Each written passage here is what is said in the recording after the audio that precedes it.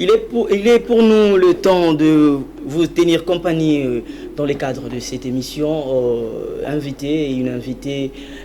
Une émission qui retrace les grandes lignes et comme je vous l'ai dit à chaque fois, les grandes lignes des actualités congolaises en général, particulières, celle de Kinshasa, la capitale. C'est dans ces cadres que nous recevons pour vous de grandes personnalités qui réfléchissent pour amener ces beaux pays, la République démocratique du Congo, vers son épanouissement. Donc, dans ces cadres, nous recevons pour vous Patrick Massangou, qui est coordonnateur de l'ASBEL Selena Bisso, avec qui on va échanger au cours de cet entretien. Donc, on va parler du gouvernement Sama Lukonde face à la jeunesse de la République démocratique du Congo. Plusieurs questions se posent parce que le président de la République met en évidence différentes préoccupations de la jeunesse pour en trouver des solutions, mais dans ces solutions, jusqu'à ces jours, ne sont pas concrètes. Donc, c'est dans ces cadres qu'on va aborder la première thématique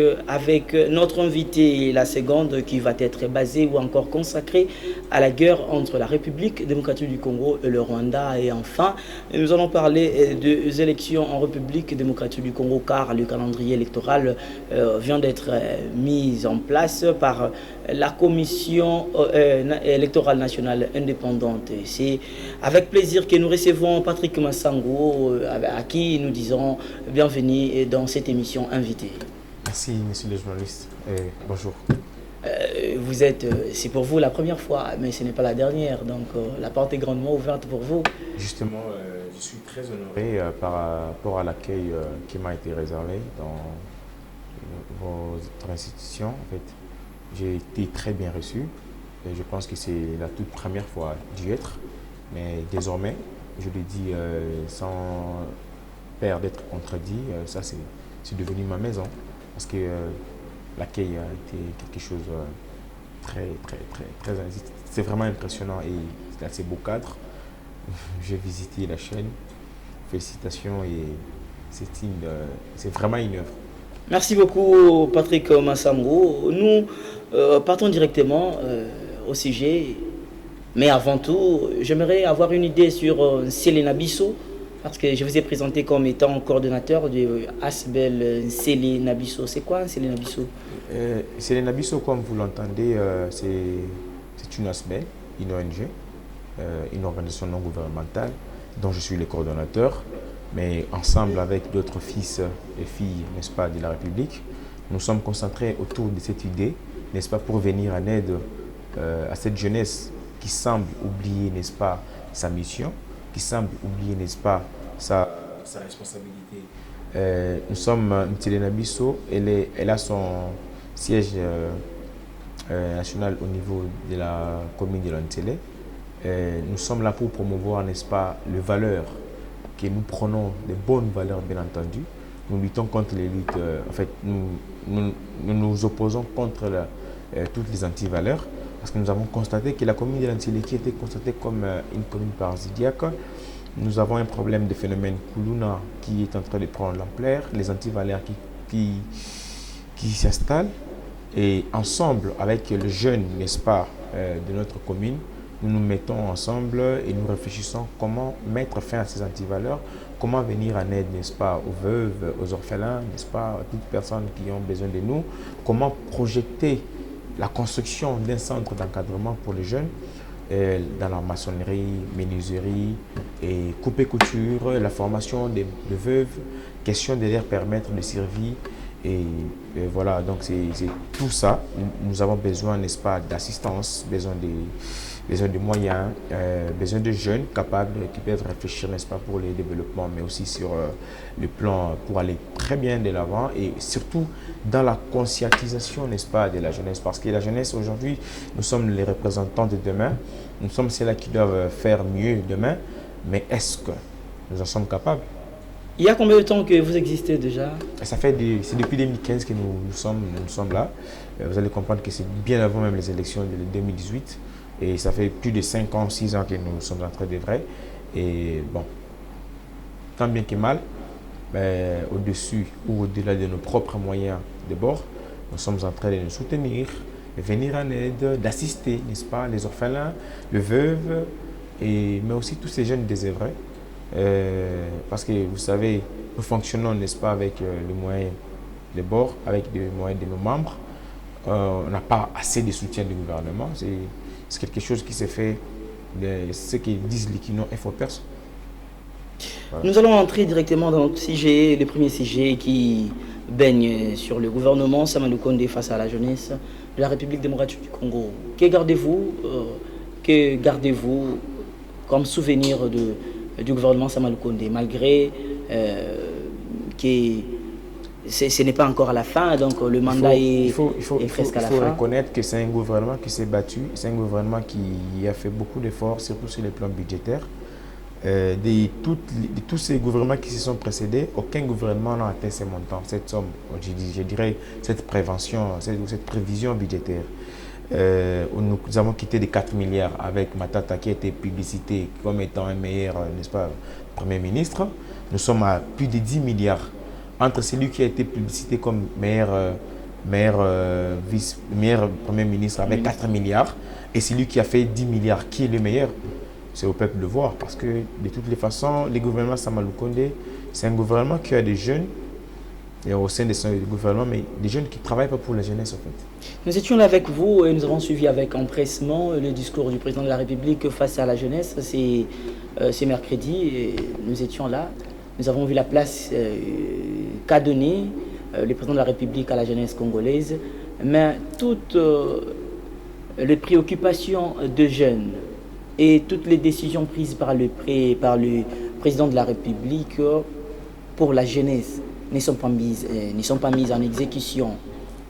Pensez-vous que c'est le gouvernement Sama Lukonde qui empêche la réalisation de tous les résultats attendus par la jeunesse congolaise? Vous savez, on a toujours dit qu'il n'y a pas de mauvaises troupes, il y a des mauvais chefs. Le chef de l'État doit comprendre que à la fin du mandat, ce ne serait pas son gouvernement qui serait responsable, bien que le gouvernement est responsable devant le Parlement, mais c'est lui-même qui va répondre, n'est-ce pas, devant la population. Qu'est-ce que je vais dire par là? Il doit comprendre, lorsqu'il y a dysfonctionnement, lorsqu'il y a des gens qui ne l'aident pas, lorsqu'il y a des gens qui n'apportent pas l'avantage dans le développement de ce que lui pense avoir une vision, il faut carrément les remettre de côté parce que le Congo a beaucoup de potentiel. Le Congo a des jeunes, a des garçons, a des hommes capables de mieux faire. On ne peut pas s'attarder sur des personnes qui sont affairistes. Vous avez vu hier comment le ministre de la Jeunesse a été maltraité par cette jeunesse qui lui pense représenter.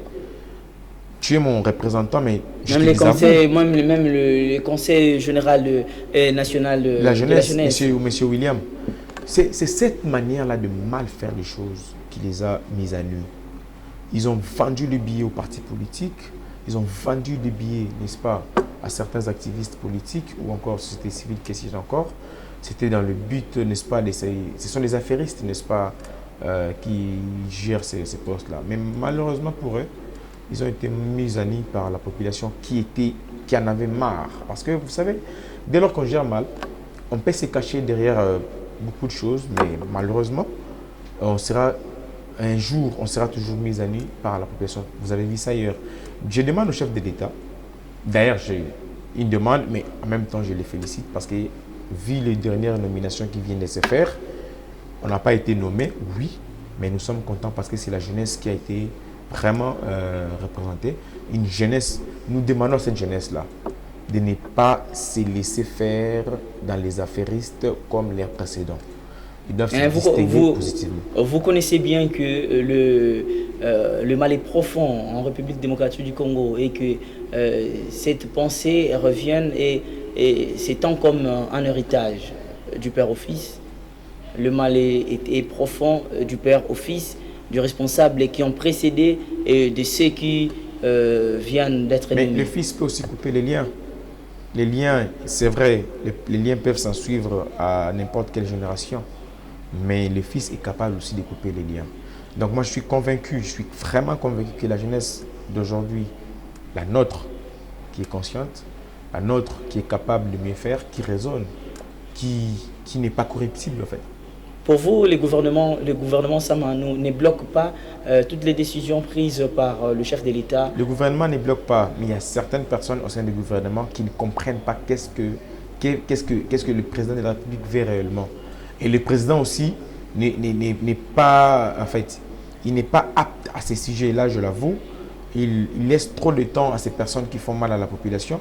Le gouvernement Sama Lukonde a ses réalisations, mais il a beaucoup à faire. C'est un gouvernement qui a beaucoup de défis à relever. Il doit d'abord commencer par réduire, n'est-ce pas, les trains de vie des institutions. Il y a des institutions qui sont budgétivores. Quand vous voyez certains rapports annuels ou mensuels, vous comprenez que non, le Parlement lui-même va au-delà. La présidence, n'en parlons pas. Les gouvernements, de part et d'autre, la population souffre. La population a besoin de ses moyens. Nous avons besoin de construction des écoles. Alors pourquoi Parce que puisque vous avez touché l'école, nous allons parler aussi de la réduction de frais académiques dans toutes les universités de la République que le président de la République avait annoncé, mais dont sa mise en pratique n'est pas effective. Et nous avons aussi vu le Transacademia, qui était les souhaits de tous les étudiants congolais d'être en possession de ces engins. Jusqu'à présent, ça ne court pas, ça ne circule pas. Par là, nous ne pouvons pas dire que non, c'est le gouvernement qui bloque, parce que nous sommes partis du ministre des enseignements supérieurs qui n'a pas réalisé ce que le président dit, vu la réduction de frais académiques, et nous sommes partis encore au ministère du Transport et Voies et Communications. C'est d'ailleurs à ce niveau que j'ai toujours dit que le peuple, la population... Ça fait l'une de requêtes de la représentation estudiantine justement, à cette cérémonie. Justement, vous allez comprendre qu'il y a des personnes qui nous représentent mais qui ne font pas exactement leur travail. Les Transacadémies ont été présentés à travers les médias sur le plan national et autres, mais on se pose la question, qu'est-ce qui bloque? Parce qu'il y a eu des fonds qui ont été déboursés pour ces projets à Transacadémia. Mais quel est cet élu qui a même voulu savoir, poser la question ou initier une motion d'information au ministre des Transports, des Voies et Communications pour savoir où en sommes-nous avec les Transacadémia? Qu'est-ce qui bloque pour sa mise en effectivité, en fait? Pourquoi jusque-là, ça ne marche pas? C'est à ce moment ici que nous sommes en train de dire, j'appelle au même moment, les élections approchent, il faut savoir qui voter, pourquoi voter, pour qui voter et comment voter. C'est très important, c'est notre prochaine campagne que nous allons faire. C'est à ce moment ici que la population a cette mission de ne pas être traitée demain comme complice. Parce que lorsque vous élissez mal vos représentants, vous êtes complice de leur bavure. Qui aujourd'hui, il est là, il est libre. Le ministre est là, il est libre. On a voulu faire une motion de défense contre lui. Nous avons vu ses collaborateurs mafieux qui l'ont défendu. Donc moi je pense que, en ce qui concerne les frais académiques, quand nous avons étudié des mauvaises conditions. Même la vente des syllabus dans des universités, ce n'est pas effectif. Vous savez, l'étudiant congolais, c'est l'un des étudiants qui souffre au monde. Nous avons été avec toi à l'université, nous avons vu de quelle manière nous avons mal étudié, mais malgré ça, on s'en sort. Malgré ça, on fait des records, on distingue. C'est pour dire que non, l'homme congolais, l'étudiant congolais, si vous le mettez dans de bonnes conditions... Nous sommes habitués dans le mal. Non, écoutez, si vous nous mettez dans de bonnes conditions, nous allons faire une meilleure des choses. Nous avons des génies dans ce pays. Nous avons des personnes capables de défier, n'est-ce pas, les choses. Mais comment le faire? Un ventre affamé, comment on peut étudier en étant affamé?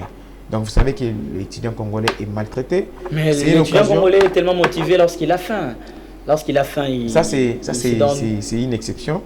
Vous allez comprendre que les gouvernements ont cette obligation de mieux faire pour l'étudiant congolais. Ça devient une habitude pour un étudiant. Une diminution, n'est-ce pas, des frais académiques, que les achats ou l'achat des syllabus ne soit plus effectif, comme l'avaient promis les premiers citoyens, les premiers étudiants, si on peut l'appeler comme ça, de la République, mais c'est Félix Tshisekedi Tshilombo, mettre fin à toutes les pratiques que nous sommes en train de voir, les grèves et autres, que l'étudiant étudie normalement. Les conditions, nous félicitons de la manière dont les hommes ont été réhabilités, mais que ces hommes soient mis en œuvre, n'est-ce pas, pour les profits et intérêts. Avec les informations de notre possession, que ces hommes, tous ces hommes qui sont réhabilités serviraient pour les Jeux olympiques de la francophonie. de la francophonie. Bon, c'est aussi pas mal. Hein. Après avoir que ces hommes soient servis pour les Jeux de la francophonie, on ne va pas partir avec, ça va rester. D'ailleurs, c'est au profit même des étudiants. Donc, vous allez comprendre que nous avons un problème d'hommes dans notre République. Nous avons des représentants des fois qui ne sont pas un modèle, des représentants qui sont immoraux, qui n'ont pas cette moralité-là. La moralité n'est plus crédible, en fait. Et la population en a marre. Et nous, et moi, avec Selena Bissot, nous sommes là, n'est-ce pas, pour défendre cet intérêt. Parce que nous avons aussi constaté cette histoire au sein de l'Antélé. Les soi-disant 3 représentants qui ont été frauduleusement nommés ou votés lors des élections de 2018, ces gens-là sont partis pour ne plus revenir. Ces gens-là sont partis pour ne plus faire signe. Et il y a des ceux-là qui viennent nous voler notre végétariat. Le champ est vaste. Mais moi, je demande à la population de l'Antélé de toujours rester vigilant. Je connais cette population parce que c'est celle-là qui m'a fait ce que moi je suis aujourd'hui. Ce que je suis aujourd'hui, M. Massango, c'est grâce à cette population de l'Antélé. Fier de vous savoir nombreux devant vos postes téléviseurs dans le cadre de cette émission que vous suivez beaucoup, que vous aimez aussi. Nous recevons pour vous, comme je l'avais dit au sommaire de cette émission, Patrick Massango, qui est coordonnateur de l'ASBEL Selena Bissot, avec qui on échange à propos de ces différentes thématiques évoquées. Donc, Patrick Massango, notre deuxième partie va être consacrée à la guerre entre la République démocratique du Congo et le Rwanda. Quelle carte jouent les Occidentaux et le pays frontalier? Pensez-vous que cette guerre est-elle imposée simplement par les Occidentaux ou encore d'autres pays qui nous entourent? C'est une malchance pour la RDC à entretenir de bonnes relations avec d'autres pays ou comment? Nous avons des voisins qui sont hypocrites, des voisins qui ne jouent pas un franc jeu, les voisins qui pensent qu'ils peuvent tout faire. Parce qu'aujourd'hui, il faut le savoir que la RDC, c'est le pays les plus riches de la région du Grand Lac. Nous avons des Occidentaux qui nous jouent double jeu. Moi, je pense que cette guerre, elle est asymétrique. C'est une guerre qui nous est imposée. Mais je suis convaincu, je sais que cette guerre va un jour, n'est-ce pas, prendre fin. Pourquoi? Je l'ai dit. Leur plan de balkaniser les Congos n'a pas commencé avec M. Tshisekedi. Leur plan a commencé depuis l'époque coloniale. Nous avons connu les ancêtres qui se sont opposés, qui étaient durs face, n'est-ce pas, à l'homme blanc. Mais qui n'ont pas cédé à un certain moment. Même nous, on ne cédera jamais. Même nos enfants viendront. Ils ne se sont pas installés pendant longtemps. Nos enfants viendront se battre pour défendre les millimètres carrés de cette terre. Mais ils occupent actuellement. Les Bunagana qui occupés de manière abusive par les M23 à travers leurs alliés et leurs financiers rwandais, c'est une manière de récupérer ça.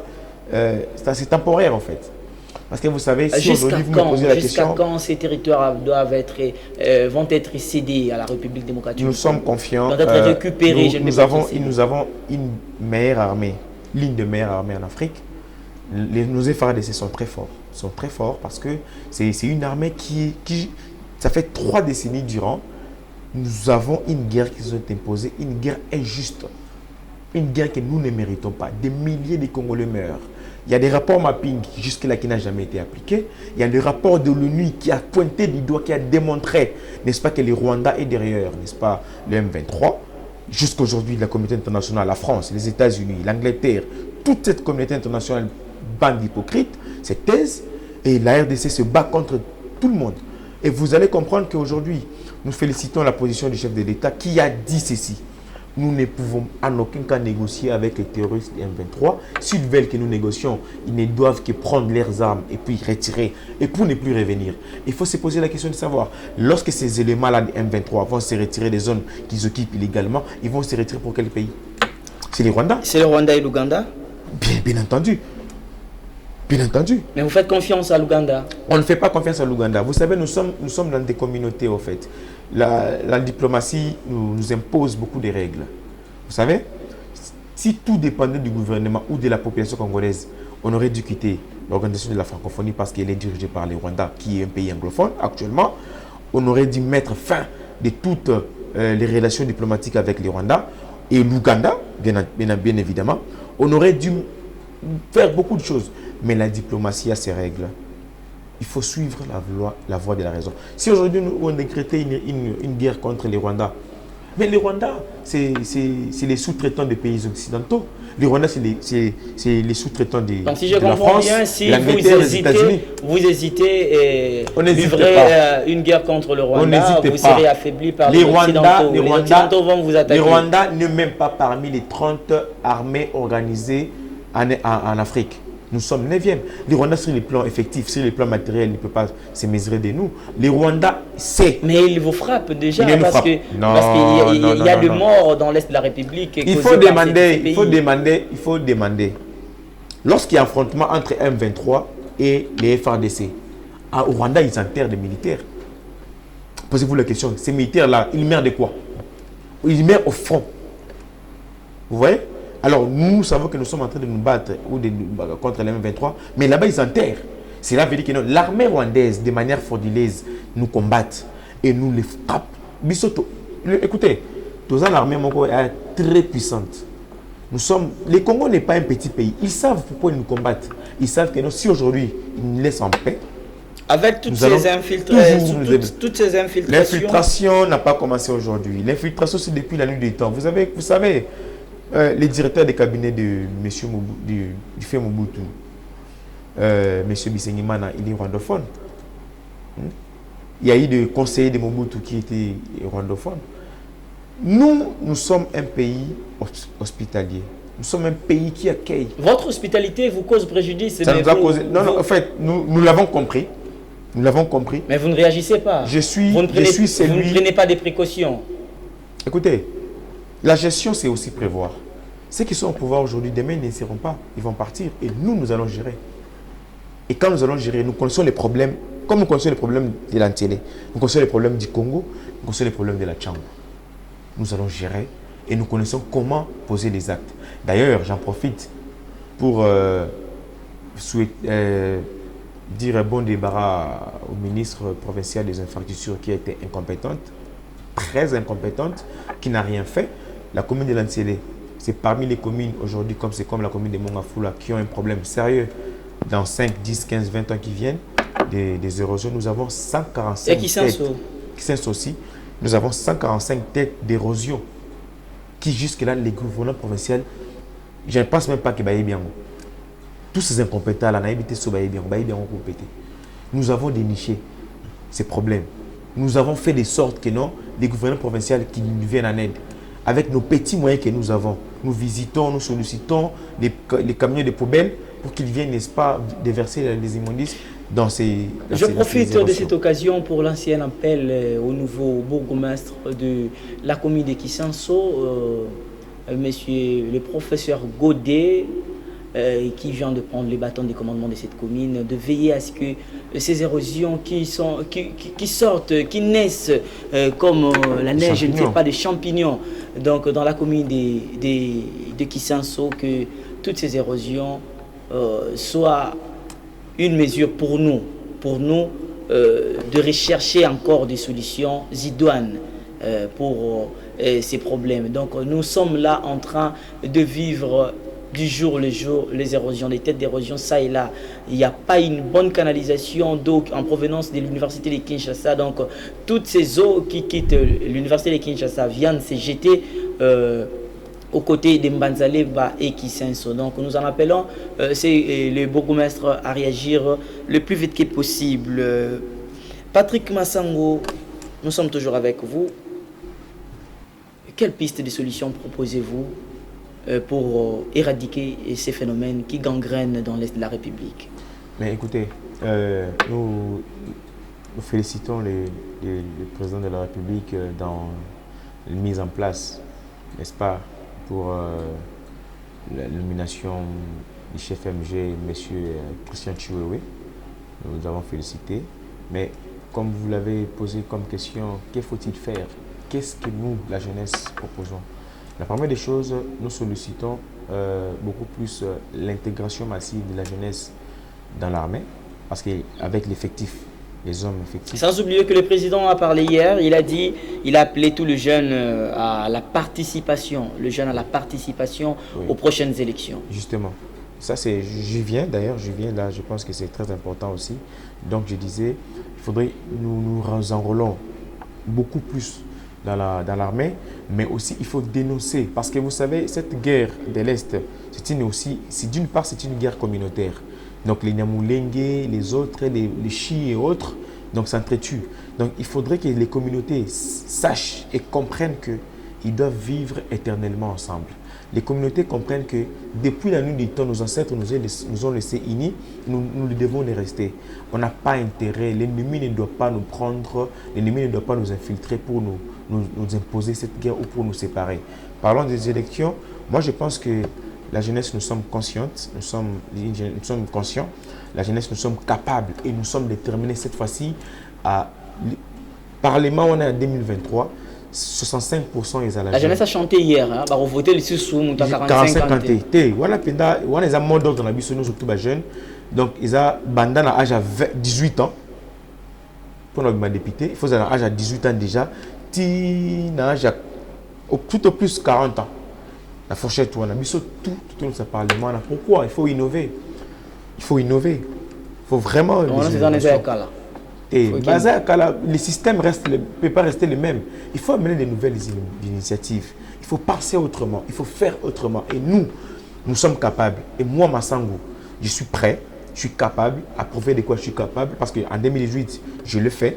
Mais malheureusement, la population m'avait donné cette chance-là. Mais la CENI n'avait pas accordé que je sois les représentants de la population. Mais en 2023, dans une année, et les rendez-vous, c'est pour le 23 décembre 2023. On aborde directement notre troisième partie de l'émission qui est consacrée, parce que vous avez parlé de la CENI. On parle directement des élections en 2023. L'enrôlement, c'est dans 19 jours, si justement, oui. C'est le 20 décembre que le processus d'enrôlement va commencer. Une idée, une parole? Oui, d'ailleurs, j'en profite pour demander, pour appeler massivement cette population de l'Antilles, comme nous l'avons fait en 2018. Ils m'ont accompagné jusqu'au bureau d'enrôlement pour me faire enrôler, parce que je suis le leur, parce que je suis les représentants. Ils sont convaincus que je serai celui qui va porter l'intérêt de l'Antilles. Le message que je vais faire, nous félicitons, en fait, ce n'est pas une félicitation, nous encourageons aux animateurs de la CENI de continuer dans cette voie, de respecter leurs paroles, de nous tenir des élections libres, crédibles, transparentes en 2023. Pensez-vous qu'il n'y aura pas de réclamation après ces... Des réclamations, il y en aura toujours. Nous ne sommes pas au ciel. Nous ne sommes pas au ciel. Même aux États-Unis, il y a toujours des... La machine à voter ne posera pas problème? Non. Mais comment ça peut poser un problème? Parce que c'est un moyen qui nous amène à nous... Jusqu'à ce jour, le fichier électoral continue à faire réagir les uns comme les autres. C'est un travail. Vous devez comprendre. Je ne suis pas le porte-parole de la CENI, mais il faut comprendre. Il faut être réaliste que la CENI, l'équipe actuelle, a pris la machine en retard. Vous le savez, c'est une année ou 2 années après que M. Kadima a été installé. Donc le travail qui devait être fait a été retardé. Mais je suis convaincu, ce sont des personnes dynamiques, capables, intelligentes qui peuvent aussi mieux faire, qui vont, n'est-ce pas, nettoyer ces fichiers électoraux qui ne posent pas problème pour certains. Ça, ce sont des dilatoires qui cessent de nous distraire en fait. Le peuple n'a plus 5 ans à perdre. Le peuple veut les représentants. Les atrocités dans les... Nous voulons donner un second mandat au chef de l'État. Les atrocités dans l'Est de la République démocratique du Congo. À Maïndombe, il y a le Kwamout qui est toujours en débandade. Il y a des mouvements qui se créent. Les autorités de ces coins, et j'en appelle justement aussi au ministre. Koulouna à Kinshasa qui ne cesse de ronger la population. Pensez-vous que cela ne serait pas un obstacle pour la réalisation des élections? Écoutez, ces fameux Koulouna, ce sont des personnes minoritaires en fait. Ils sont minoritaires et ne peuvent en aucun cas nous empêcher à atteindre notre objectif. Ce sont des personnes paresseuses, ce sont des personnes qui ne savent pas ce qu'ils font. Ce sont ces enfants-là qui nous voulons encadrer, nous voulons les ramener, n'est-ce pas, dans les bons chemins, leur faire voir, leur comprendre que leur rôle, leur place n'est pas dans la rue. Leur place n'est pas en train de créer les zizanies, c'est servir la République. Moi, je suis jeune. Je peux aussi faire plus loin, mais pourquoi je ne le fais pas? Je suis censé servir la République. Nous sommes des responsables. Il faut faire des choses, il faut poser des actes que demain, après votre disparition, la République peut se souvenir de vous. C'est ça le rôle de Massango. Pour vous, les élections, vous confirmez par vos paroles que les élections auront bel et bien lieu en 2023 et dans une date prévue par la Constitution. Écoutez, les élections sont une œuvre humaine. Je ne peux pas prendre ces risques-là de confirmer parce que je ne suis pas ni porte-parole, ni on analyse avec vous sur le justement, plateau. sur le plan avec les timings, oui, il faut être réaliste. Il faut être réaliste. C'est une œuvre humaine, je disais. Il peut y avoir des problèmes qui peuvent survenir tout au cours du processus. Mais nous sommes convaincus, nous faisons foi à l'équipe. On s'est dit, comme ils nous ont fait voir qu'il y aura un enrôlement dans 19 jours, et justement, on croit aussi qu'il y aura aussi élection en 2023. Patrick Massango, un mot de la fin, parce que nous sommes presque à la fin. La télévision, c'est les temps. Donc, un mot de la fin à la population qui vous suit. Un grand merci à la Télé Plus pour cet accueil, pour la manière dont vous m'avez réservé l'accueil. Je suis très ému, très impressionné de la manière dont vous l'avez fait. Merci beaucoup. Je suis de cœur, n'est-ce pas, avec la population de l'Est de la République. Nous sommes convaincus qu'ensemble, cette guerre va prendre fin un jour. Nous sommes convaincus que si nous soutenons, si nous dénonçons les mal, cette guerre va prendre fin. J'en appelle, n'est-ce pas, à la conscience, n'est-ce pas, de la population de l'Antille qui reste ici dans mon cœur, qui est ma commune. J'appelle cette population, bientôt je vais communiquer les dates qui vont nous accompagner pour l'enrôlement, mais aussi pour une campagne que nous allons dénommer qui voter, comment voter et pourquoi voter. Ce sont ces trois questions que nous allons expliquer, n'est-ce pas, à la population pour savoir. Nous ne voulons plus perdre les 5 années qui vont venir avec les dirigeants ou des représentants qui ne sont pas modèles, et les représentants qui ne nous représentent pas, qui ne parlent pas ni pour notre nom, ni pour notre compte. J'en appelle, n'est-ce pas, au soutien de notre ASBEL qui est Célène Labisso. Nous avons besoin de vos contributions, nous avons besoin de votre aide, besoin de votre participation. Nous avons des gens qui nous prennent en charge de part et d'autre de manière directe ou indirecte, les veuves, les orphelins, mais aussi les enfants démunis. Et nous sommes confiants que du jour au lendemain, ces grands mouvements, que nous pensons un jour que ça va s'étendre, n'est-ce pas, dans toute la République, qui est Célène Labisso, dont je suis coordonnateur, ça va être effectif. Je salue, n'est-ce pas, toute la population qui nous suit, de part et d'autre, en Orient, en Occident, partout en Asie, de part et d'autre, dans ma province Kassai centrale, à Luisa, Kabalikise, Mbujima, Ibakwanga, n'est-ce pas, dans la ville-province de Kinshasa également. Je salue, n'est-ce pas, toute la population qui nous suit. Merci et croyez en Dieu, croyez en nous, nous sommes capables, nous allons relever les défis en 2023 et on est toujours ensemble. Merci d'être passé ici, Patrick Massango. C'est votre première fois, mais ce n'est pas la dernière. C'est ma maison.